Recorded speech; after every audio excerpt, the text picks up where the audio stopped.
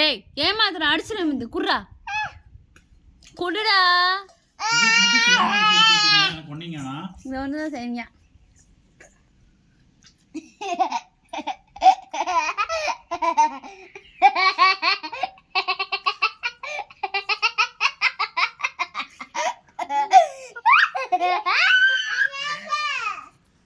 ஏங்க